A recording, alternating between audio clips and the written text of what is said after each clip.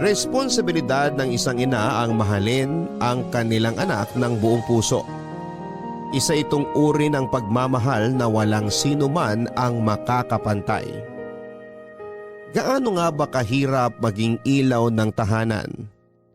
Lalo na kung ikaw ay isang single mom. Ating tunghayan ang kwento ng letter sender natin ngayong araw na si Miranda at kung paano niya hinarap ang iba't ibang hamon ng buhay para lamang maigapang ang kanyang 4 na anak dito sa mga kwento ng pag-ibig, buhay at pag-asa sa nangungunang Barangay Love Stories.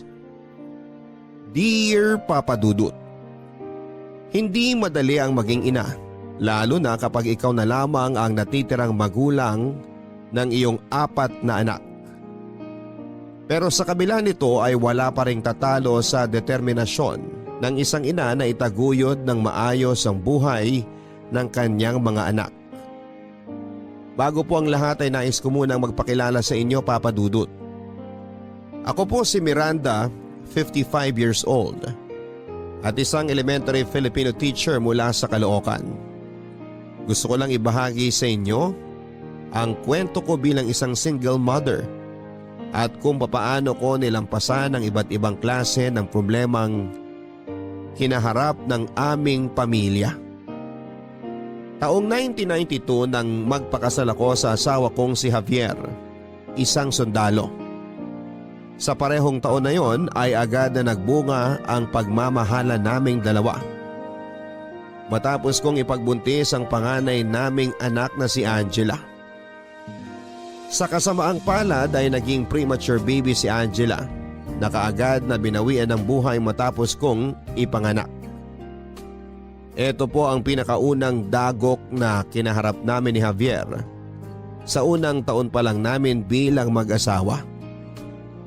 Masakit po ang mawala ng anak lalo na't isa ito sa mga regalong inaasahan ng mag-asawa na hindi matutumbasan. Nahirapan ako makarecover mula sa pagkawala ng anak ko, Papa Dudut. Sino ba namang ina ang hindi masasaktan? Lalo na kapag binawi agad sa iyo ang pinagkaloob na biyaya. Mabuti na lamang at hindi ako sinukuan ni Javier. Siya ang pinagkunang ko ng lakas sa mga panahong wala po ako sa wisyo na magpatuloy sa buhay. Lumipas ang isang taon ay muli naming sinubukang magkaanak. Taong 1994 nang muli akong magnalang tao at sa awa ng Diyos ay masaya naming sinalubong ni Javier ang isang malusog na batang lalaki na pinangalanan naming Jacob.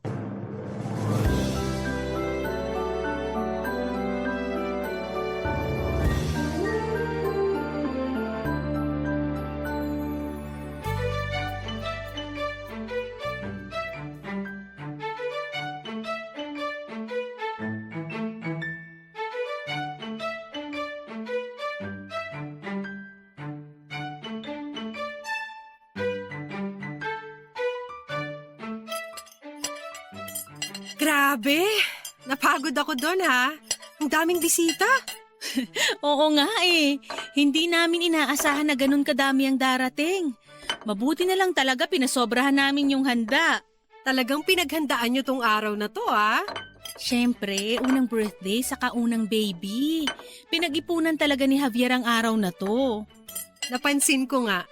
Tignan mo, binilan pa ng superhero costume si Jacob. Ang cute! Gusto rin kasi naming iparamdam sa anak namin na sobrang special niya kahit na wala pang muwang yung bata sa mga nangyayari.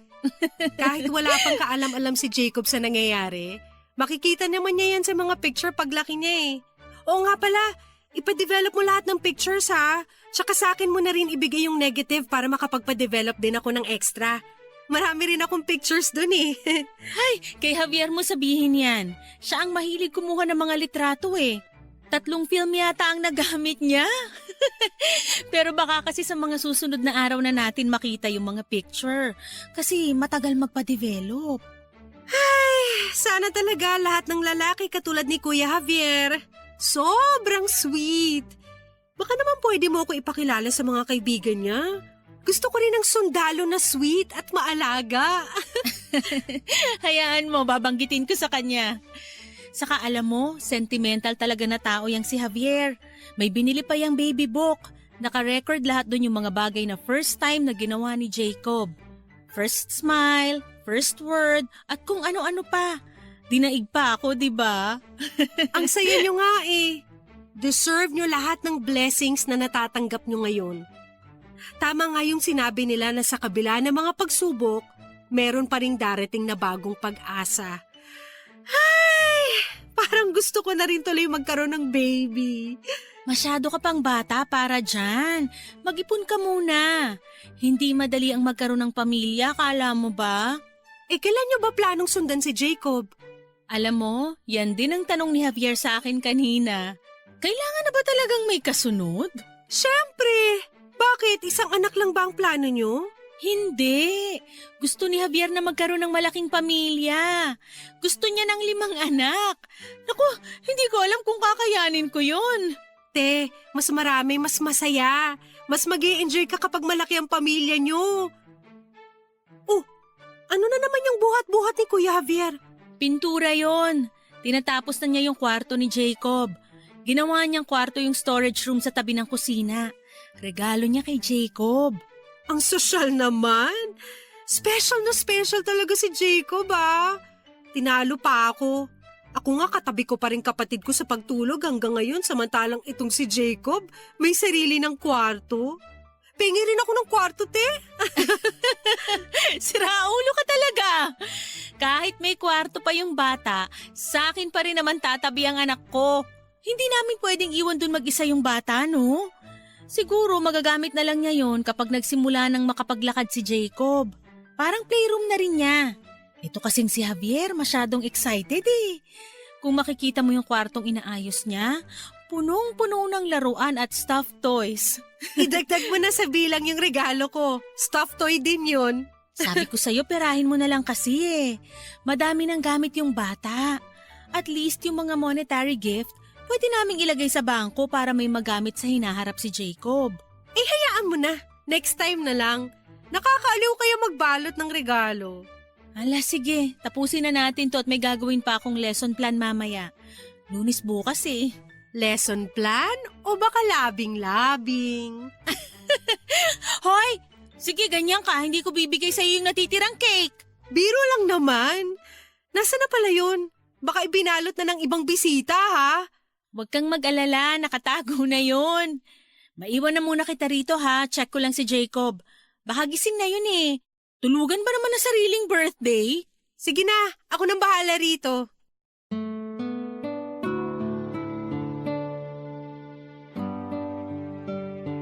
Papadudot dahil sa trauma na naranasan namin ni Javier sa pagkawala ng una naming anak, ay talagang sinigurado naming mararamdaman ni Jacob ang pagmamahal namin sa kanya. Nais naming ipakita na thankful kami sa pagdating niya sa buhay namin, kaya naman kahit gaano pa kalaki ang ginastos namin sa binyag at first birthday niya, ay hindi namin po ito tinipid. Hindi nyo kami masisisi kung bakit bawat galaw ng bata ay bantay sarado sa amin. Naging sobrang maingat kami sa pag-aalaga kay Jacob sa puntong maaari na kaming matawag na mga praning. Bawat pag-iyak o kahit kagat lang ng langgam sa balat niya ay kaagad naming sinusolusyonan. Siguro dahil na rin pareho kami ni Javier na takot nang mawalan ng anak.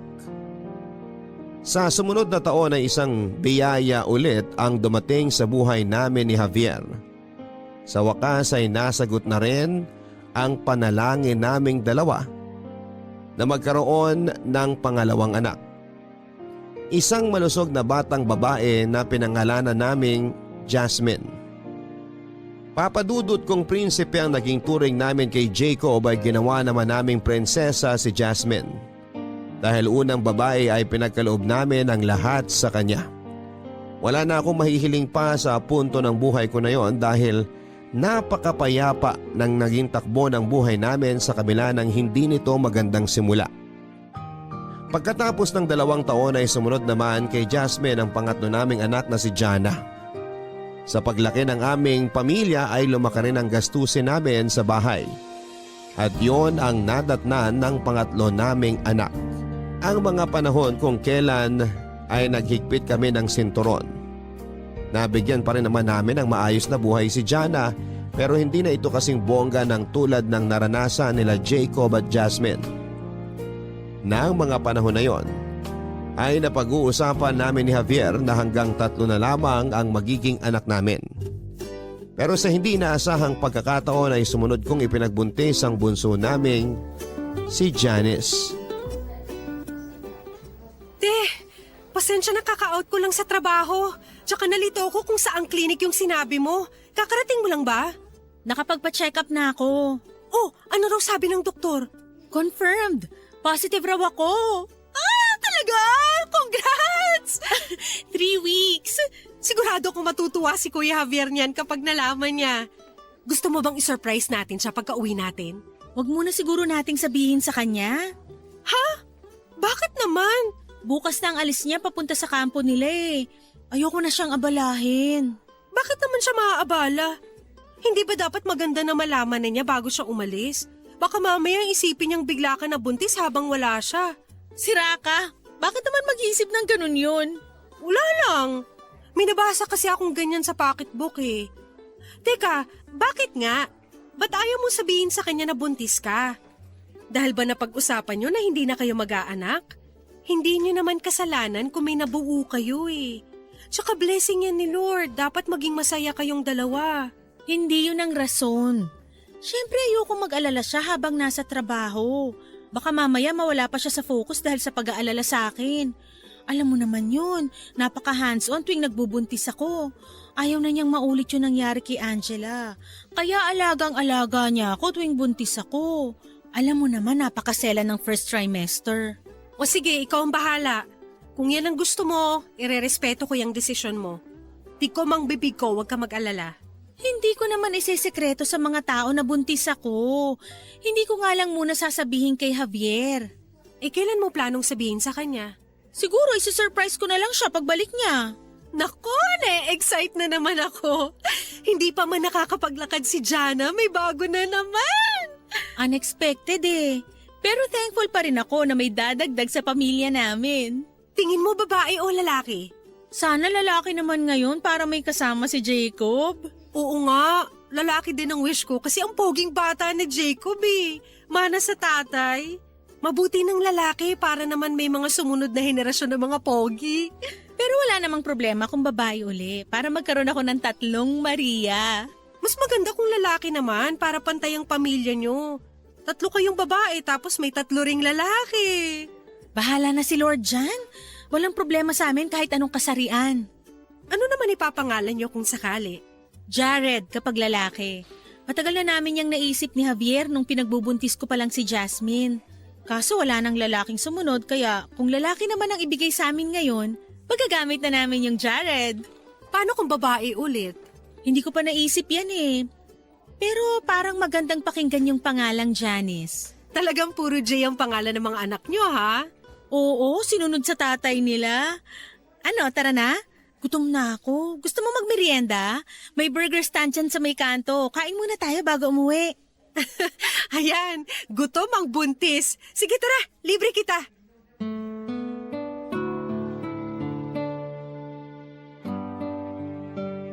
Papadudot nung unay naisip kong huwag na munang sabihin kay Javier ang nalaman kong balita. Kaso nga lang kinagabihan bago umalis si Javier ay nadulas ang kaibigan kong si Lily at nasabi ng hindi sinasadya na buntis ako. Katulad ko ay nagulat si Javier na muli kaming nakabuo pero masaya siya na malaman niya na magkakaroon na kami ng ika-4 na anak.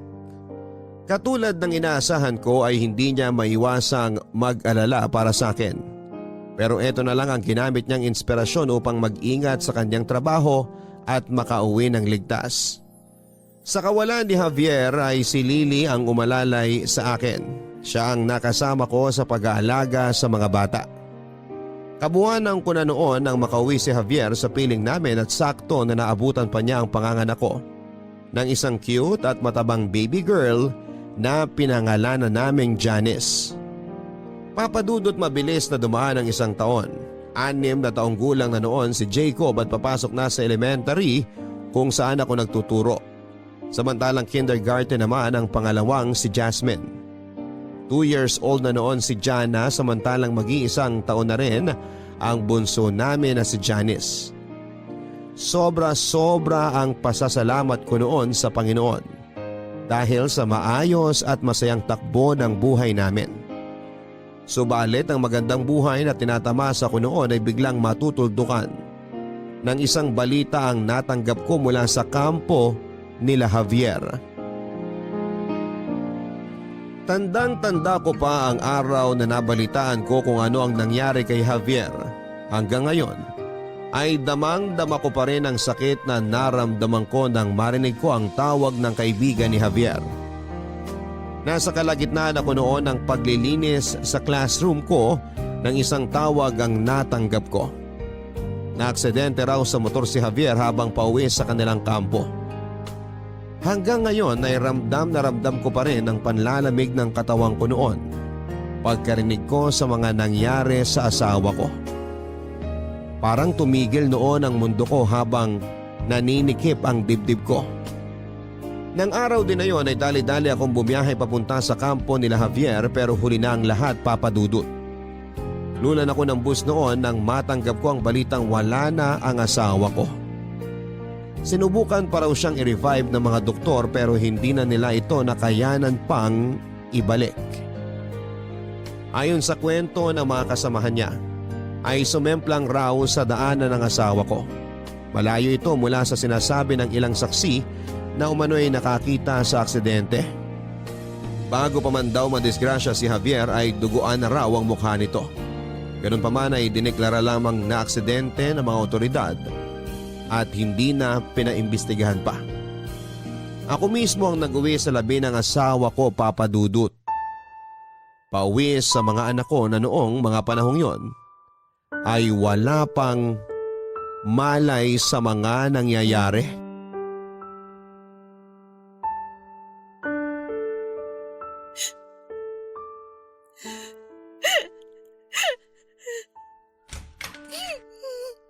Te? Lily! Wala na siya! Wala na ang asawa ko! Tatagan mo ang loob mo. Kailangan ka ng mga anak mo ngayon. Nasa na pala sila? Nakatulog na sila kakahanap sa'yo. Si Janice, iniwan ko muna sa mama mo. Ano ba kasing nangyari? Nadisgrasya raw habang nakamotor. Hindi man lang nila masagot kung saan siya galing. Kung sino ang mga kasama niya bago siya bumalik sa kampo nila. Alam kong hindi disgrasya ang nangyari. Marami raw nakakita na bago siya matumbay at duguan na siya. Ang ibig mong sabihin? May nangyari na sa kanya bago pa man maaksidente si Javier. Bakit hindi nila yun paimbestigahan? Pinipilit nilang aksidente ang nangyari. Wala raw kasiguraduhan kung totoo ba ang nakita ng mga tao. Hindi ba parang suspicious yun? Parang may tinatago sila eh. Lily, hindi ko na alam ang gagawin ko. Ang babata pa ng mga anak ko.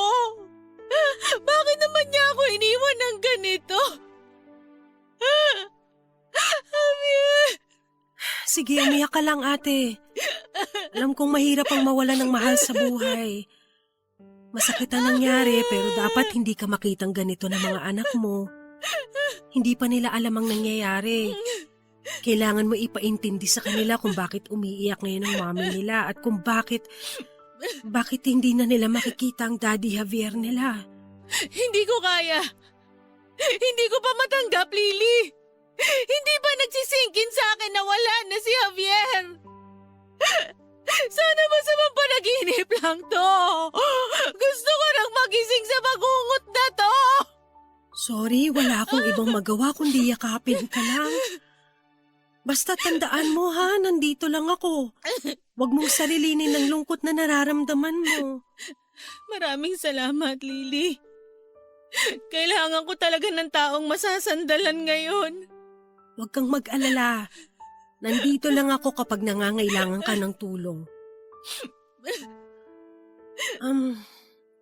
Nanggaling pala ako sa morgue kanina.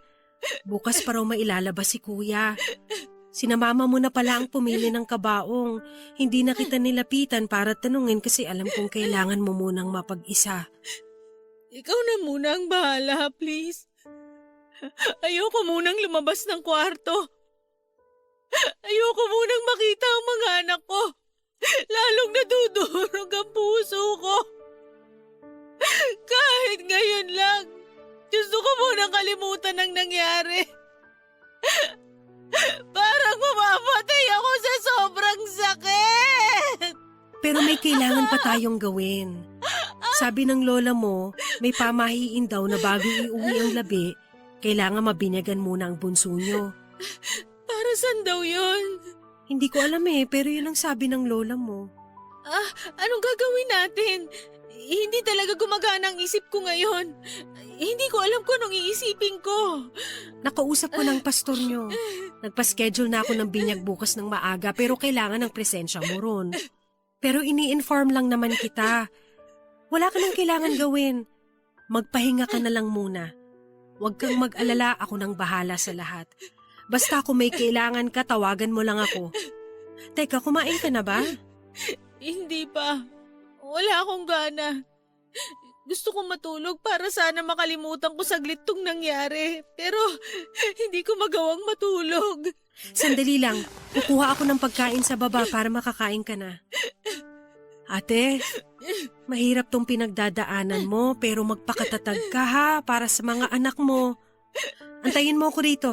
Kukuha lang ako ng pagkain mo.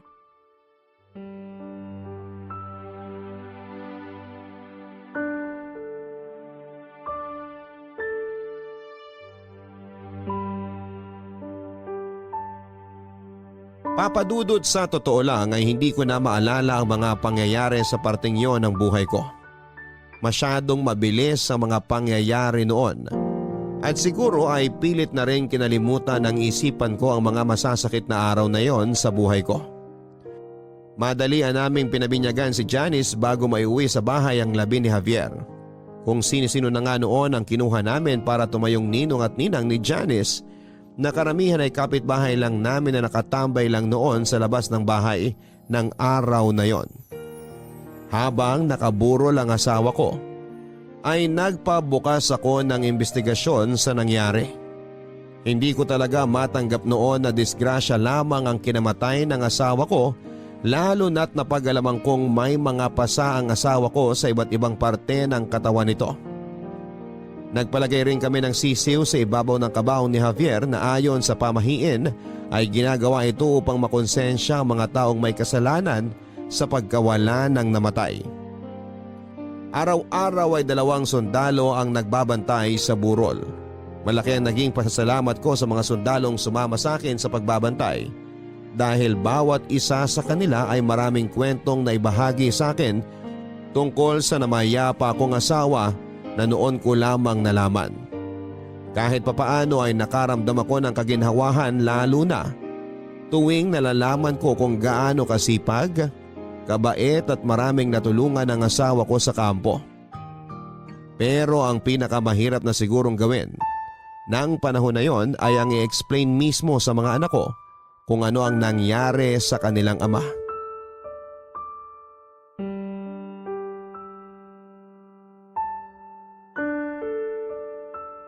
Te, eto pansit baka gutom ka na. Mamaya na lang ako kakain. Salamat. Hindi ka na naman matutulog. Kailangan mo rin magpahinga. Alagaan mo ang sarili mo kasi ikaw na lang ang maaasahan ng mga bata. Hayaan mo na lang muna kung sulitin ang mga natitirang araw na kasama ko ang asawa ko. Bilang na ang mga araw na makikita ko siya. Ayoko magsayang ng oras. Pati si Jacob ayaw ding matulog kanina. Gusto rin daw niyang bantayan ng daddy niya. Na-explain ko na sa kanya kanina ang nangyari. Nasabi ko na sa kanya na nasa heaven na si Javier. Kaya naman pala ayaw niyang umalis sa tabi ng daddy niya kanina. Paano mo sinabi?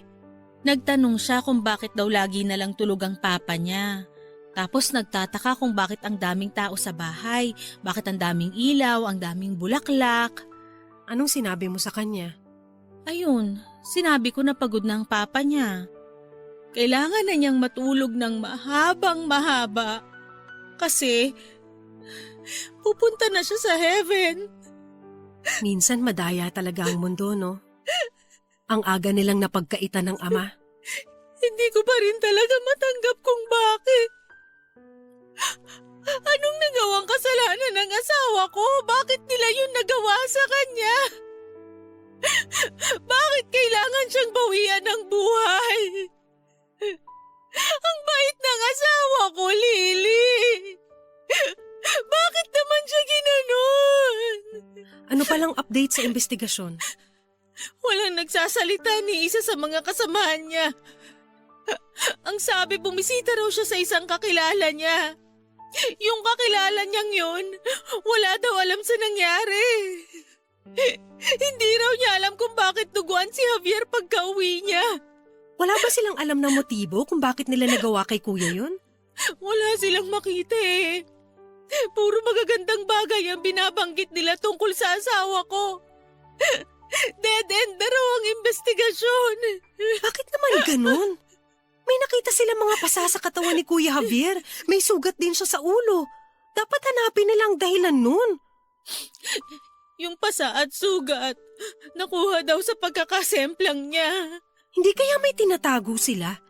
Hindi ko alam. Ayoko nang isipin yan, Lily. Gusto ko na lang mag-focus sa pamilya ko. Pagod na ang utak ko sa kakaisip ng dahilan. Pagod na ang mata ko sa kakaiyak. Pagod na ako. Gusto mo bang magpahinga na muna? Umidlip ka kahit 2 oras para makapagpahinga ka. Kami nang bahala rito. Paano na lang ang magiging buhay namin ngayong wala na si Javier? Ano nang gagawin ko? Parang kalahati ng buhay ko ang nawala. Ang hirap magpatuloy. Paano ako magpapatuloy ngayong wala na ang taong pinakamamahal ko? Hindi ko alam ang sagot dyan, pero alam kong kailangan mo magpatuloy para sa mga taong natitira sa buhay mo. Sina Jacob, Jasmine at Jana, lalo na ang bunso mong si Janice, na hindi na mararanasan kung paano magkaroon ng ama. Kung sino man ang gumawa nito sa pamilya ko, sana naman makonsensya sila. Isang pamilya ang sinira nila. Wala mang nakakaalam sa katotohanan pero alam ng nasa itaas ang totoong nangyari. Hayaan mo na lang na ang karma mismong sumingil sa kanila kung meron man silang masamang ginawa. Ipagpasa Diyos mo na lang ang lahat. Wala ka ng ibang maaaring kapitan kundi siya lang. Sana nga. Sana dumating din ang araw na makamit ni Javier ang hustisya. Sige na, magpahinga ka na. Ikaw na muna ang bahala rito, ha? Oo, ako nang bahala. Nasa kwarto ang mga anak mo, binabantayan ng lola nila. Puntahan mo na sila. Kailangan ka rin nila.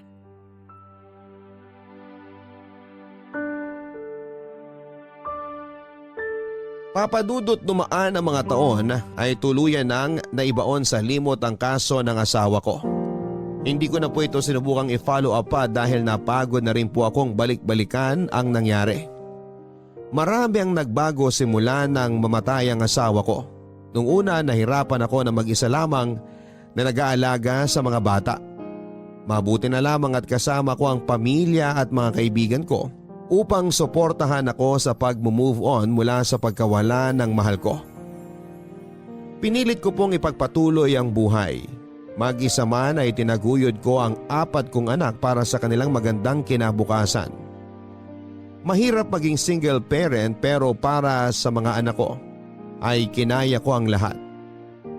Yun nga lang po ay ang dating maayos na buhay namin ay unti-unting bumagsak lalo na noong magsimula ng mag-aral sa kolehiyo sina Jacob at Jasmine.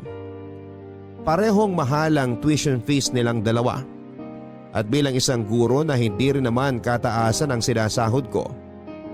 At nahirapan akong pagsabayin ang pag-aaral ng 4 kong mga anak. Kabila ang loans ang ginawa ko hanggang sa mabaon ako sa utang. Ang mga interes ng mga utang ko na araw-araw na lumalaki ang siyang humila sa amin sa kahirapan. May punto pa nga noon, Papa Dudut, na puro sardinas at noodles na lamang ang inuulam namin para lamang makatipid. Yun na siguro ang pinakamababang parte ng buhay ko. Ang hindi maibigay ang pangangailangan ng sarili kong pamilya. Subalit hindi pa doon nagtatapos ang kalbaryo ko, Papa Dudut. Dahil maliban sa kahirapan ay nagsimula na ring mapunta sa maling landas ang buhay ng panganay kong anak na si Jacob. Architecture ang naging kurso ni Jacob sa kolehiyo, Papa Dudut. Maayos naman ang naging simula ng kanyang pag-aaral, pero pagsapit niya sa huling taon ng kanyang pag-aaral ay biglang nagbago ang pamumuhay nito. Ang atensyon nito ay nalayo sa kanyang pag-aaral at nagsimula siyang mabarkada. Huli na nang malaman ko ang pagbubulakbol ni Jacob nang minsang makatanggap ako ng sulat mula sa kanyang dean na nagsasabing halos 1 linggo na pala siyang hindi pumapasok sa kanyang mga klase. Sa madaling sabi ay biglang nagrebelde si Jacob, Papa Dudut. Hindi ko alam kung dahil ba sa biglang paghihigpit ko sa kanila kaya niya nagawa yon, pero nang mga panahong yon ay patong-patong na, Papa Dudut, ang mga problemang kinakaharap ko mula sa trabaho, sa eskwelahan, sa mga bayarin at pati na rin sa mga taong naghahabol sa akin dahil sa mga utang ko. Sobrang lugmok na ako noon ang buhay namin sa puntong halos mamalimos na ako sa mga kakilala ko para lamang mabuo ang bayad ng tuition fee ng mga anak ko. Kaya naman sobra na akong dismayado nang malaman ko na hindi sineseryoso ni Jacob ang kanyang pag-aaral kung kailan ay malapit na siyang makapagtapos. Nang malaman ko ang pinaggagawa ni Jacob ay sinubukan ko siyang kausapin upang malaman kung ano ba ang problema. Pero sa halip na ibahagi sa akin kung bakit siya nagkakaganon, ay sinabihan lamang niya ako ng kahit magpaliwanag pa siya ay hindi ko raw maiintindihan. Kasabay nito ay isang desisyon ang kanyang ginawa, Papa Dudut.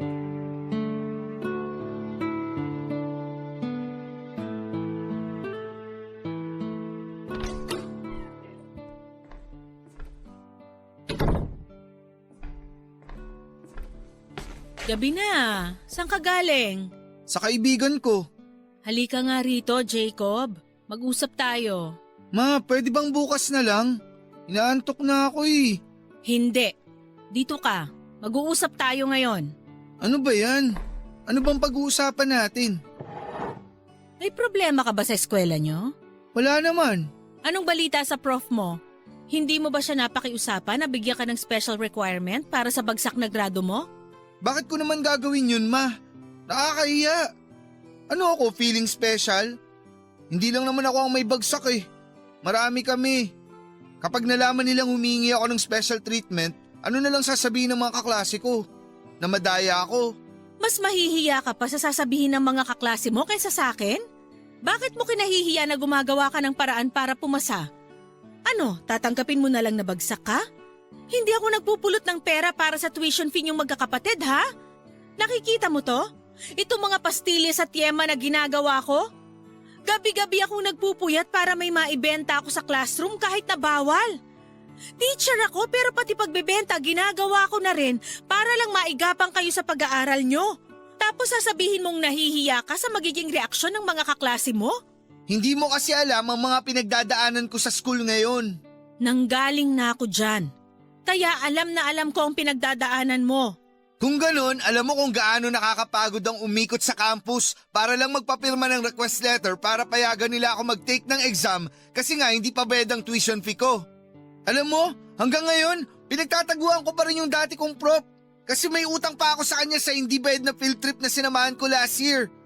Tuwing Lunes at Miyerkules, habang naka-gala uniform ang buong department namin, ako lang ang naka-school uniform.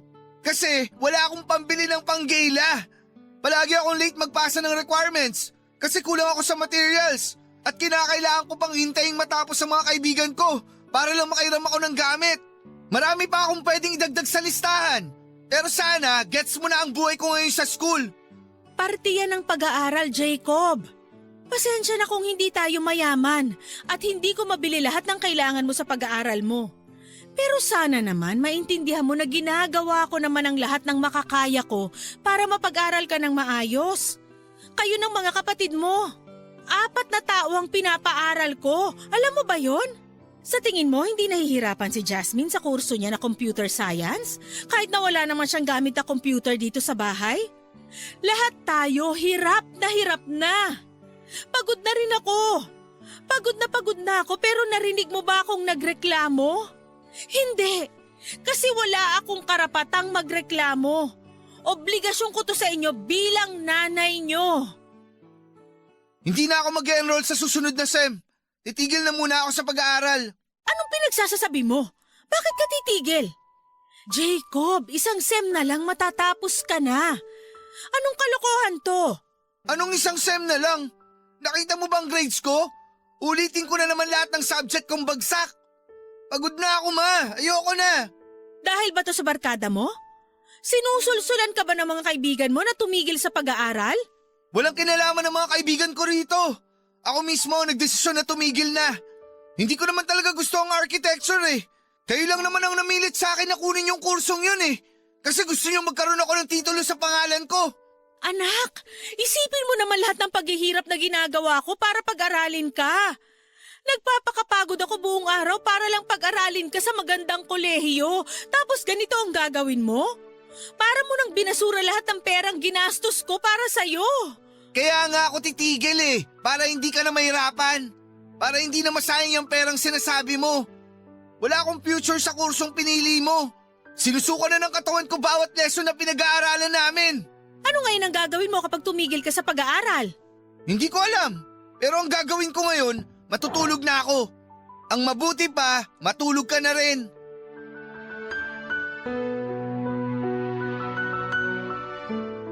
Papadudot kahit na anong sabihin at gawin ko ay buo na talaga ang desisyon ni Jacob noon na tumigil na sa pag-aaral.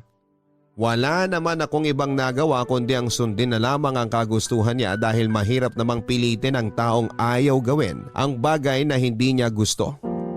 Isa pa ay hindi ko rin matitiis sa mga anak ko.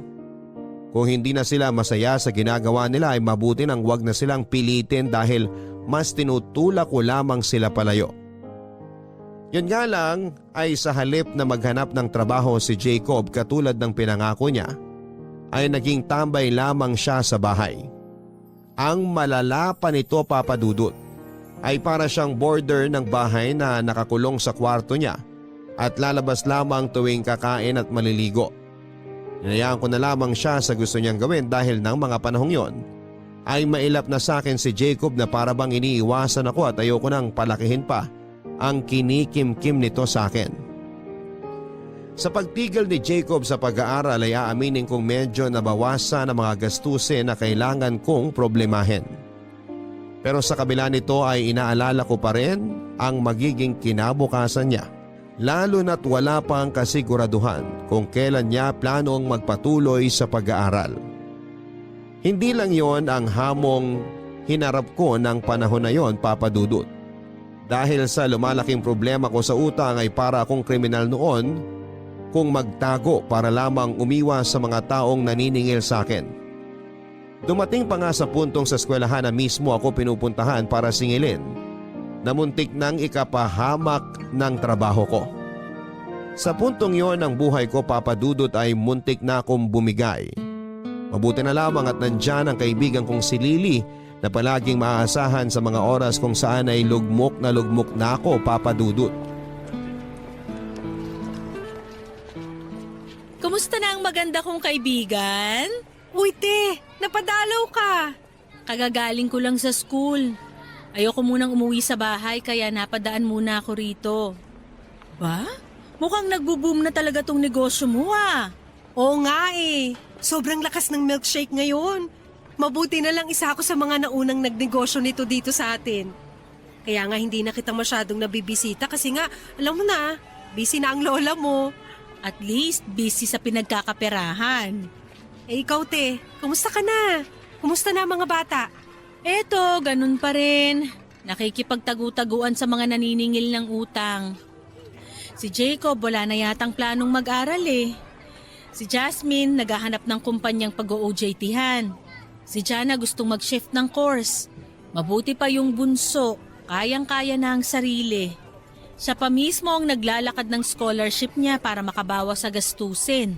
Ano bang nangyayari dyan sa panganay mo? Ang bait-bait niya nung bata siya pero ngayon siya na ang nagdadala ng konsumisyon sa'yo. Hindi ko na rin alam. Ito na siguro ang resulta kapag walang kinalakihang padre de pamilya. Huwag mong isisi sa kawalan ng tatay ang pag-uugali ni Jacob. Maaaring nakuha niya yan sa mga kaibigan niya sa school. Maraming barkada ngayon ng bad influence, lalo na't nasa rebellious stage ang edad nila. Siguro, habaan mo na lang ang pasensya mo sa anak mo. Lahat naman tayo dumaan dyan eh. Siguro nga. Ay, Oh, ano namang ibig sabihin ng buntong hininga na yan? Ang lalim ah. naisip ko lang, paano kaya kung hindi nawala si Javier? Maganda pa kaya ang buhay namin ngayon? Hindi kaya magkakaganito si Jacob kung nakasama niya ang tatay niya sa pagbibinita niya? Ate, huwag mo nang pahirapan ang sarili mo sa mga katanungang hindi naman masasagot. Mag-focus ka na lang sa present. Mga pagsubok lang yan na binibigay sa atin para mas tumatag tayo sa buhay. Ilang taon na tong pagsubok na to eh. Kailan ba to matatapos? Alam mo Lily, malapit na akong bumigay. Minsan naiisip ko na takasan na lang ang mundong to kaso mas nangingibabaw pa rin yung pagmamahal ko sa mga anak ko eh. Hindi ko sila kayang iwan. Hindi kaya ng puso kong isipin na maaga na nga silang iniwan ng ama nila. Tapos iiwan pa sila ng nag-iisa nilang magulang. Baka may maitulong ako. Baka gusto ni Jacob na umextra muna dito sa shop. Kailangan din namin ng dagdag na kasama rito lalo na't dumadami na ang bilang ng mga customers namin. Ay sus, hindi nga lumalabas ng kwarto yung batang yun. Kung lalabas man, dun siya sa mga barkada niya didiretso. Naging palamunin na lang siya sa bahay eh. Pero kung may extra ka dyan, pwede ba akong makahiram ng pera? Problema ko kasi kung sana naman ako kukuha ng pambili ng bigas eh. Hindi bale, babayaran ko rin agad. Next week darating na yung loan ko. Magkano ba kailangan mo? Kahit 2,000 lang sana. Sige, sandali lang. Kukunin ko lang yung wallet ko sa loob. Gusto mo ba ng merienda? Igagawa kita ng milkshake. Sige nga, hindi ko pa natitikman yung milkshake mo eh. Masarap ba? Aba, masarap talaga. Best seller kaya namin ng mangga. Stay put ka lang dyan ha. Kailangan mo din kasing mag-relax para hindi ka stress na stressed. Papadudot, aaminin ko sa inyo na muntik na akong mawala ng pag-asa. Gusto ko na noong talikuran ang mga responsibilidad ko. Dumating noon sa puntong wala na akong taong matatakbuhan dahil halos lahat ng kakilala ko ay tinataguan ko na dahil sa utang. Mabuti na lamang at nanatili pa rin sa tabi ko si Lily upang alalayan ako. Siya ang nagpaalala sa akin kung bakit kinakailangan kong magpatuloy. Kailangan ako ng mga anak ko at kailangan ko ring tuparin ang pangarap namin ni Javier para sa 4 naming mga anak. Kahit na pagod ang katawan at pagod ang isipan ay nagpatuloy ako sa buhay, Papadudot. Pero minsan ay hindi talaga tayo nauubusan ng hamon sa buhay. Gabundok na noon ang problema ko nang dumagdag pa ang isa na namang suliranin. Buntis ang pangalawa kong anak na si Jasmine. Papadudot, hindi ko alam kung anong klaseng reaksyon ang ibibigay ko nang malaman ko ang kalagayan ni Jasmine. Sari-saring katanungan ang tumatakbo sa isip ko noon, katulad ng kung paano namin mabubuhay ang dinadala nito. Gayong kami na nga mismo ay hirap na rin sa pamumuhay. Pangalawa ay ayaw siyang panindigan ng kanyang boyfriend.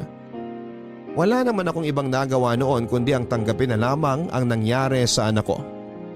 Kahit na noong panahong yon ay sobrang dismayado ako sa nangyari. Gusto ko man siyang pangaralan sa nagawa niya ay wala namang pong magbabago sa sitwasyon namin. Kung meron man ay baka mas lumala pa ang problema namin. Malayo na nga ang loob sa akin ni Jacob. Ayoko rin namang pati si Jasmine ay lumayo rin sa akin. Kaya sinarili ko na lamang po ang nararamdaman ko noon. Kahit nabuntis ay nagpatuloy pa rin si Jasmine sa kanyang pag-aaral. Pero kahit gaano siya kapursigido magpatuloy ay kinakailangan pa rin niyang tumigil ng mga anak ito para maalagaan ng maayos ang bata. Habang inaalagaan ang anak ay napag-isipan ni Jasmine na maging online seller. Nagbebenta siya ng mga knock-off na bag at damit para may pambili ng gatas at diaper para sa kanyang anak. Sa kabilang banda naman ay pinanindigan na talaga ni Jacob ang pagiging batugan niya. Kailanman ay hindi nito tinangkang maghanap ng trabaho o tumulong man lang sa mga gastusin sa bahay. Sa pagkakataong yun ay tuluyang ko nang inalis ang pag-asang makakatulong siya sa akin balang araw. Papadudod sa awa ng Diyos ay dumating din ang araw na matagal ko nang pinapanalangin. Sa kabila ng mga pahirap at sakit sa ulong paghahanap ng perang pambayad sa tuition at allowance ng mga anak ko, ay nairaos ko sila sa kolehiyo. Ipinagpatuloy ni Jasmine ang kanyang pag-aaral ng tumungtong ng 1 taon ang kanyang anak. Ganon din na sumunod na nagtapos sina Jana at Janice sa kani-kanilang kurso. Agad na nakapasok sa trabaho sa isang private hospital abroad si Jana bilang isang nurse. Dahil na rin sa tulong ng mga kakilala samantalang kinuha naman bilang instructor si Janice sa paaralan kung saan siya nagtapos. Nagpatuloy si Jasmine sa kanyang online business kung saan ay siya na mismo ang direct supplier ng mga imported na damit, bags at accessories para sa maliliit na sellers online. Sa kabilang banda ay nanatiling tambay lang sa bahay si Jacob hanggang sa makahanap ito ng sariling pamilya at magkaroon ng isang anak.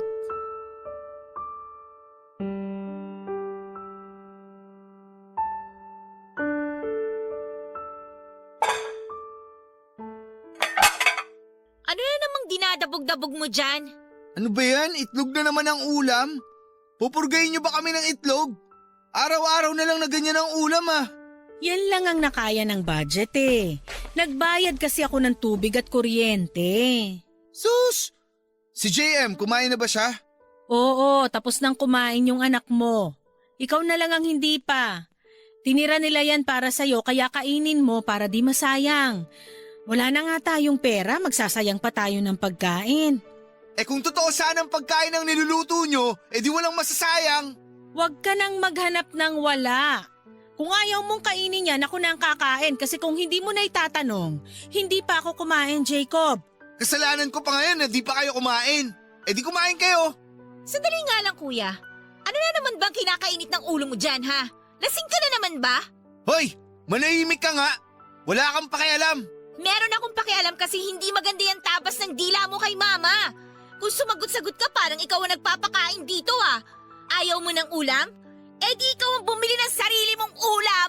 Kung magsalita ka, akala mo naman may naitutulong ka sa bahay na to. Tumigil na nga kayong dalawa. O eto Jacob, bumili ka na lang ng delata sa labas para makakain ka na. Huwag niyo nga bigyan ng pambili ng delata yan, ma. Sumusobra na si kuya eh. Kuya, ayokong ipagyabang ang mga nagagawa ko sa pamilyang to ha. Kasi baka sabihin mo sinusumbat ko. Pero nakakatawa lang kasi hanggang ngayon gusto mo pa rin magbuhay-hari. Para sabihin ko sa'yo, wala tayong pera. Hindi na tayo mayaman katulad ng kinalakihan mo. Dapat na magpasalamat ka eh kasi naranasan mo magkaroon ng 2 magulang, naranasan mo mabuhay ng marangya. Kayo ni na ate, naabutan niyo si Papa. Ako ba, naisip niyo ba na lahat ng nasubukan niyo nung bata kayo, hindi ko na na-experience? Napaka-ungrateful mo! Janice, tama na yan! Ikaw ang panganay, kuya. Ikaw ang nakaranas ng lahat ng magagandang bagay sa pamilyang to. Ikaw ang nakapag-aral sa mas maayos na eskwelahan pero anong ginawa mo? Sinayang mo lang lahat ng effort ni mama sa'yo. Ako mismo naglalakad ng mga papel ko para maging scholar ako, para makapag-aral ako. Hindi niyo to alam pero tuwing lunch break, umi-extra ako sa karinderya sa harap ng school para magkaroon ng pambayad sa mga school requirement kasi nahihiya akong humingi kay mama. Alam mo kung bakit? Kasi nakikita ko na nahihirapan na siya. Isang bagay na hindi niyo makita. So pinapalabas mo na ako ang may kasalanan kung bakit tayo mahirap ngayon. Sorry Janice ha, kung ako ang naging panganay. Sorry kung naabutan ko si Papa. Sorry kung sa akin lahat ibinigay ang mga bagay na hindi ibinigay sa'yo. Gusto ko bang maging panganay? Hindi ko hawak yon. Walang may kasalanan kung bakit tayo naghihirap, kuya. Pero sana naman, intindihin mo yung sitwasyon natin. Magsitigil na nga kayo! Ikaw, Janice, ituloy mo na yan kung ano mang ginagawa mo. Ikaw, Jacob, kung ayaw mong kumain, huwag kang kumain! Pagod na ako! Pagod na ako! Pwede ba tumigil na kayo? Alam mo ba na sobrang inggit na inggit ako sa inyo ni na ate nung bata pa tayo? Kasi nakikita ko sa mga pictures kung gaano kalaki at kabongga yung mga birthday party nyo na ni minsan hindi ko nasubukan. Mga ninong at ninang ko nga hindi ko kilala eh. Wala kang kasalanan kung bakit mo naranasang magbuhay mayaman. Pero sana naman maging thankful ka. Maging thankful ka kasi naranasan mo yung ganong klase ng buhay. Kasi may mga tao sa paligid mo na hindi nasubukan ng ganong estado. Ang drama mo!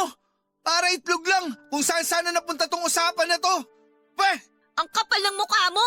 Palamunin! Ang sabi mo, gago ka! Hindi ba talaga kayo titigil? Teka! Oh! Ayan ang kutsilyo! Magpatayan na lang kayo para matapos na! Magpatayan na lang kayo!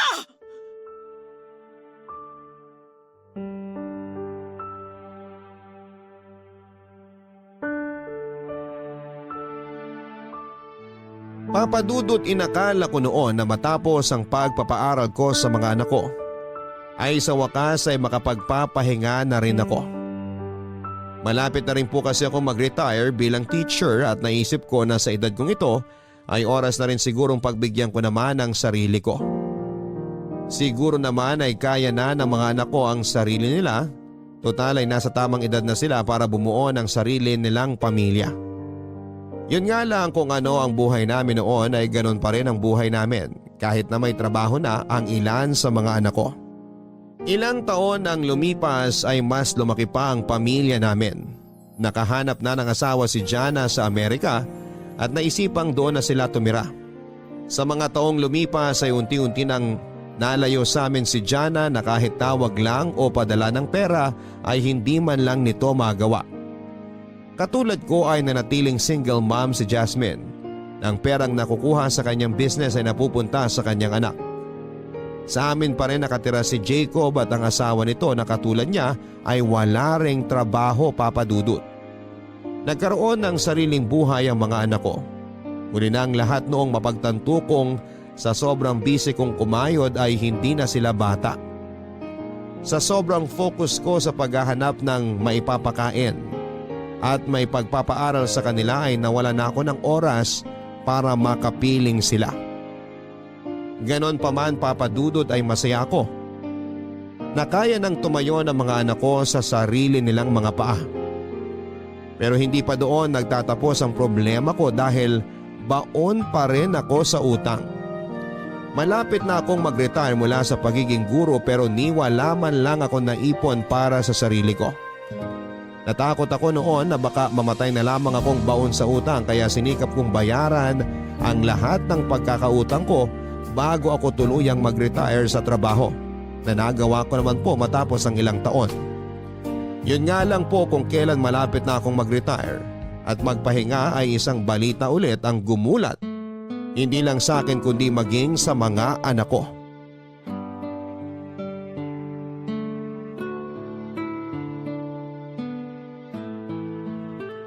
Oma, bakit mo kami hinahanap? May problema ba?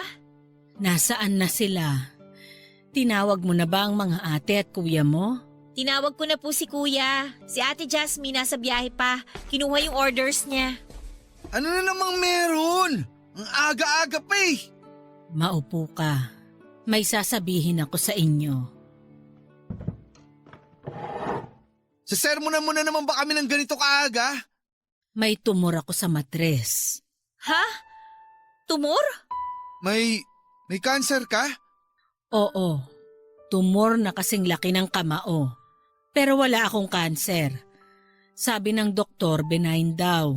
Non-cancerous, kaya kayang daanin sa operasyon.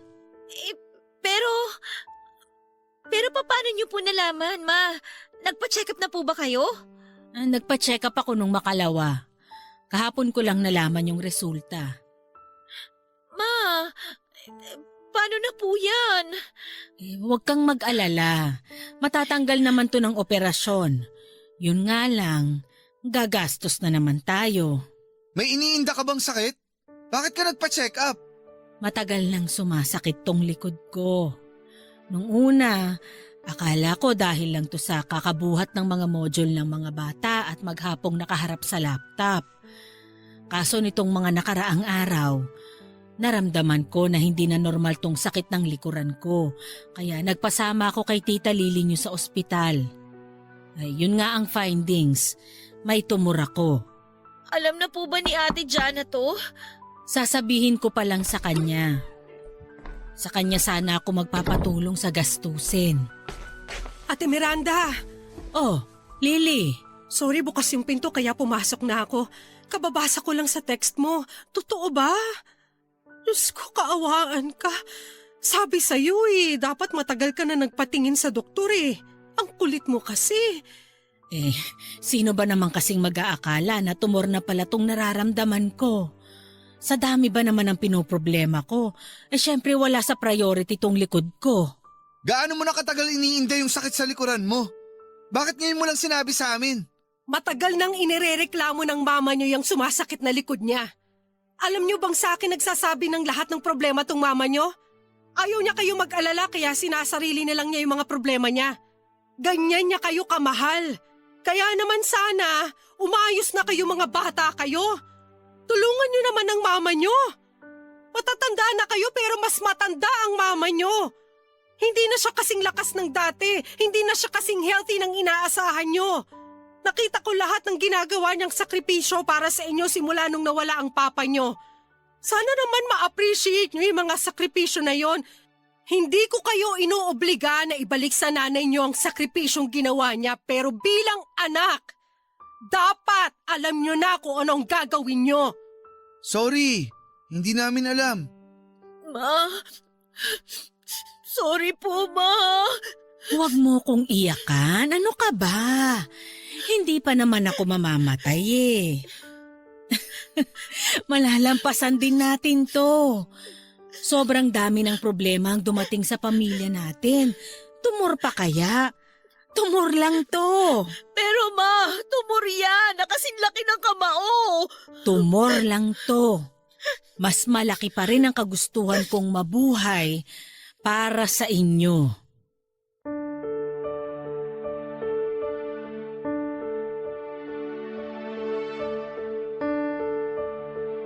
Papadudod, inoperahan po ako August last year kung saan ay inalis ang matris ko. Mabuti rin at naiwasan namin ang banta ng COVID noong mga panahong nasa ospital kami. Malaki ang pasasalamat ko sa Panginoon dahil naging matagumpay ang operasyon ko at binigyan niya ako ng ikalawang pagkakataon para mabuhay. Si Jana ang nagbayad ng lahat ng gastos para sa operasyon ko samantalang ang panganay kong si Jacob naman at ang asawa nito ang nagbantay sa akin sa ospital habang ako ay nagpapagaling. Matapos naming malampasan ang dagok na yon sa buhay ko, ay ramdam ko ang biglaang pagbabago ng mga anak ko. Palagi nang nag-update ngayon si Jana mula sa Amerika at pinangako nito na uuwi sila ng Pilipinas sa darating na Pasko para ipakilala sa akin ang kanyang napangasawa at ang soon-to-be na pangatlo kong apo. Sa kabilang banda ay napagdesisyonan nila Jacob at ang kanyang asawa na magsimula ng magnegosyo. Dating may stall sa palengke ang nanay ng asawa ni Jacob at plano nilang ipagpatuloy ang pagbebenta ng mga gulay. Samantala matapos ilabas ni Janice ang mga hinanakit niya sa kanyang mga kapatid, ay nagtulong-tulong sina Jasmine, Jana at Jacob na ipadama sa kanya ang mga bagay na hindi nila naranasan noong kabataan niya na ipinagkait ng kapalaran matapos mamatay si Javier. Ginawa siyang reyna ng mga kapatid niya na labis namang ikinatuwa ng bunso. Punong-puno ng galak ang puso ko ngayon, Papa Dudut. Dahil matapos ng lahat ng pinagdaanan namin, ay muli na naming naibalik sa dati ang saya ng isang pamilya na bagamat hindi kumpleto ay pilit pa rin ipinagbubuklod ng pagmamahal. Masaya na ako sa kung ano man ang meron ako ngayon at lahat ng ito ay ipinagpapasalamat ko po sa may kapal. Hanggang dito na lamang po ang kwento ko sa inyo, Papa Dudut, at sana ay magsilbing inspirasyon ang naging kwento ko sa mga listeners ninyo na kumakaharap din ng mabibigat na problema. Tiwala at pananampalataya lang ang kailangan at darating din ang araw na ang lahat ng ito ay magsisilbing alaala na lamang at balang araw ay ngingitian na lamang natin habang nagsasabi ng thank you Lord. Ang inyong forever kapuso at kabarangay, Miranda. Totoo nga ang kasabihan na bilog ang mundo. At ito ang pinatunayan ng kapuso nating si Miranda. Minsan ay nasa rurok tayo ng tagumpay pero dumarating din ang mga araw na nasasadlak tayo sa ibaba. Pero kahit na ganoon ay huwag kayong mababahala. Lagi ninyong tatandaan na kapag nasa pinakamababang parte na tayo ng buhay natin ay wala na tayong iba pang pupuntahan kundi ang umakyat. Katulad nga ng sinasabi ni Miranda ay magtiwala lang tayo kay Lord dahil tiyak na hindi tayo pababayaan. Hanggang sa muli, ako po ang inyong si Papa Dudut sa mga kwento ng pag-ibig, buhay at pag-asa. Dito sa Barangay Love Stories #1.